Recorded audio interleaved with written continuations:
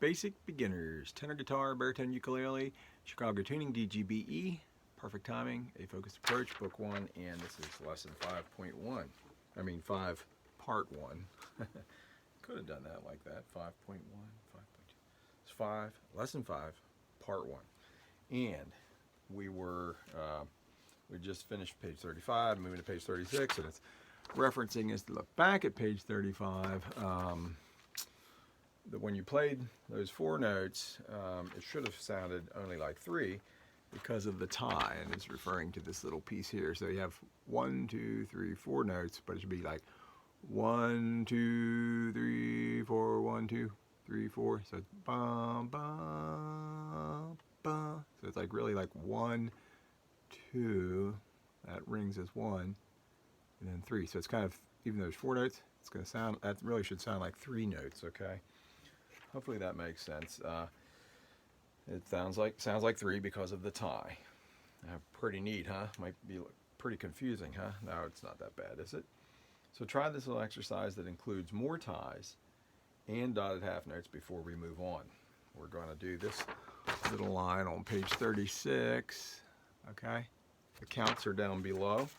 So I'm going to try it. You're going to try it. You can listen to me try it, possibly mess up. I'm having a little trouble here, lady, but anyway. So it's 4/4 time. That makes it easy enough, and I'll count as I go, okay? So it starts on G. It has A, B, C, D. And that's all the notes in it, I guess. Yeah. Let's say starts on G. Yeah, that's it. So here we go. Ready? 1, 2, ready, play. 1, 2, 3, 4. 1, 2, 3, 4. 1, 2, 3, 4. 1, 2, 3, 4. That was a little weird, wasn't it? Okay. Let's play the 2 measures, the second and third measures. Okay. Ready, play. 1, 2, 3, 4. 1, 2, 3, 4. Okay, that was those 2 middle measures. And it's just stressing that right in the middle, the half note that ties to the quarter note there is 3, 4, and 1 of the next measure. Okay, 3, 4 of the second measure and 1 of the third measure ringing together. Okay. So beautiful. Was your timing perfect? Did you let the D notes of measures 2 and 3 ring together as one? As one note for 3 counts, the 3, 4 of measure 2 and the 1 of measure 3. If not, try again until you get it right, okay? Until you can play it smoothly. You should count out loud as you play it. I notice students don't like to do that, but do it anyway, especially since you're by yourself here. Watching on computer video, it's nobody watching you except me. Actually, no, I'm not. So this would be a good place to try playing along with a metronome. And it really would. Have that written there. A metronome, of course, is the device that clicks the time for you in perfect time for you to play along with. You can speed the clicks up. The click's called the tempo. Speed them up or slow them down to suit your playing level. You can get one at any music store, and they're very helpful. Okay. Let's move on and learn something new on the 4th or D string. Be alert. 4th or D string. Be alert. We're going to try something a little different here. D for different. All right. On page 37, we're going to, not going to do it. We're going to introduce you to some notes on the D or 4th string, but rather than learning just 2 or 3 notes as we did in the 1st, 2nd, and 3rd strings, we're going to learn 5 notes on the 4th string. Really? 5? Well. 1, 2, 3, 4. I see here. Might have a little confusion here, but 5 notes on the 4th string. We'll go with that, and we're going to include some accidentals. Remember, we learned page 19, 20, and 21 that sharps and flats together were called accidentals. So with that in mind, we're going to learn the following notes on the D string. We have the open D, 4th string, E flat, it's the 4th string, 1st fret, 1st finger, E, 4th string, 2nd fret, 2nd finger, F, fourth string, third fret, third finger. Okay, and there is the skipping down through my comment there. I have note. These E and F notes are an octave, which means 8 notes apart lower than the E and F notes of the first string that we learned on page 16. Okay, so then the next one was, and finally I said F sharp. Okay, fourth string, fourth fret, fourth finger. Your pinky is your fourth finger. Okay, so the F sharp note is the first time you've noticed, if you probably noticed that we've learned a note that is played with your pinky. One, open, 1, 2, 3, 4. Okay, that's my time. Pretty good. So it will seem hard at first, but it will become easy easy with practice. The next page shows where these 5 notes are on the staff compared to on your instrument. Okay, so if we go over here to page 30, 7, over to page 38. We have, what do I call her? Guitar Jane, or Ukulele Jane. She's my little gal I drew there for, she's having trouble with her pinky. What'd she say? I can't do it. My pinky won't cooperate. So to clarify, this is where I get really hard on you. This is nonsense. Okay, you're reading along, page 38. Some practice and patience. With some practice and patience, your unruly pinky finger will begin to obey what you tell it to do. Okay, you won't be buzzing. A lot of people will do their pinky like those 4 notes we just learned: open D, E flat, E, F, and F sharp. They get the pinky, they'll be like, I can't do it, and it'll buzz. But I can do it, so you can do it. Okay, so here are the 5 notes. 5 new notes on the D or 4th, and I'm just showing you where they are on your instrument, on the neck there, little diagrams you can follow through, and then where they are on the staff. I have where each one is on the staff, and you can try to play through those using the 5 notes. This bottom exercise, using the 5 notes plus the one you've already learned. Play this exercise to practice moving your fingers. So I'm going to try it. Just watching. This is kind of cold. I'm playing it cold. I didn't practice ahead of time. So D, E flat, E, F, F sharp, G. Where are we going now? F sharp, F, E, E flat, D, E flat, E, F, F sharp, G, F sharp, F, E, E flat, D. Okay. Whew. Now I did that, and this is going to be a little shocker to you in a page or two.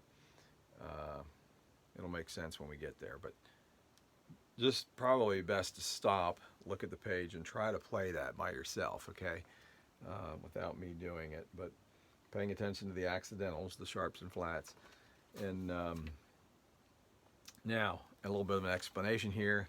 I'll throw something at you, you'll be like, why did you do that? But anyway, bear with me. So before we move on, again, I want to introduce you to a third type of accidental. You will remember back on pages 19, 20, and 21, we learned the sharps and flats are together called accidentals. Okay, since we just learned them on the previous page, you now know 1 flat, E, and 1 sharp, F.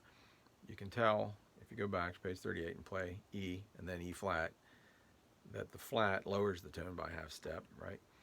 And also by playing the F and then the F sharp, you can hear that the sharp raises the tone a half step. The third accidental, though, that we didn't mention before, is the natural. And the symbol for it looks like this, okay? That's a natural. So when you see that in there, it's telling you to return to, if a note has been made sharp within a measure, and you have that natural sign preceding another of the same note, it means return it to the natural note, the unsharped or unflattened note, okay?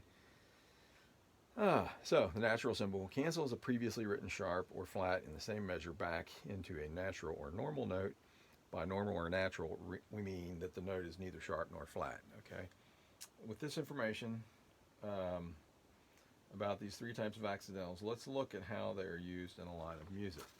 So you will recall that on page 38, we played a short exercise using the notes D, E flat, E, F, F sharp, and G. Watching my time here. Okay. Well, I have a small confession to make. The exercise mentioned was written somewhat incorrectly since we had not discussed the natural symbol yet. I thought it'd be okay to do this. The natural symbol and its function we hadn't discussed at that point. I could assume a student would play the exercise as intended, which was simply for the newly learned notes to ascend and descend by half steps. Okay. So here's the correct way of writing that. The same line with using the natural symbol along with the flats and sharps. And I'm probably not going to do it here. I'm just going to have you look that over real good, spend some time there and jumping back to that page that shows them and play them now like this. So as it says, play the line above, observing all accidentals, that is all sharps and flats and naturals. It should sound the same. Same as when you played it before, but now go back and play the line at the bottom of page 38. Knowing what you know now about accidentals, should notice that it sounds different now. The notes don't go smoothly up and down as they did before, and as in the line above, okay? Also measures 2 and 3, page 38, are incorrectly written. Can you see why? Okay, I'm getting a little bit of kind of a brain teaser here. I'm going to keep going with it. The answer is because using measure 2 as an example, the sharp sign, which is the little tic-tac-toe sign, is applied to the first note, an F, in the measure. So the third note would be an F sharp, also without the sharp symbol being needed, okay? Every subsequent F note in the measure would be sharp until it was canceled by a natural symbol, okay? Okay. The same thing applies in measure 3 with the second note of that measure, the E flat. And I noted here, I'm sure this topic may be a little confusing as presented. But hopefully, the way I've presented it will make it sink in a little bit better as you compare the line on page 38 to the line on page 40 and take note of their differences. Okay, I have a little trying to be funny here. Okay, enough of that, and then musical thought for the day. Did they create accidentals on purpose? That's my that's a joke, as I've noted. So let's see, what time do we have left? We're at 13 minutes. I'll just read a little more. And we're going to be playing a lot towards the end of this book and study. You could even skip forward if you feel like if you've known any of this stuff before and you just want to try the exercises and the songs. There's a bunch of them later on in the book, so don't despair if you think it's all just reading, but it's not. It's kind of preparation for the playing we're going to do, okay? So before we move on to any more new concepts, I want us to sort of fill in the blanks of the notes we've learned on your instruments so far. And yeah, let's see. Yeah. So this page 42 looks something like this, and I think we're going to run out of time, but I could do a little more. And so far they're either open strings or are the notes of the first 4 frets of each string. Also want to introduce you to just one 5th fret note, the 5th fret of the first or E string. It's going to be this one, so 0, open, not 0. 1, 2, 3, 3, 4, and then you move your pinky 4th finger up the 5th fret of the E string. Okay, that's an A note. And noting there, it's another higher A note, and we'll look at it shortly, which I just showed you sort of. But what we're going to I'm going to run out of time, so we'll start right there on page 42 next time. So we've learned so far the following notes right there. Let's start there next time, okay? Alrighty, let's go to your next lesson. Thanks.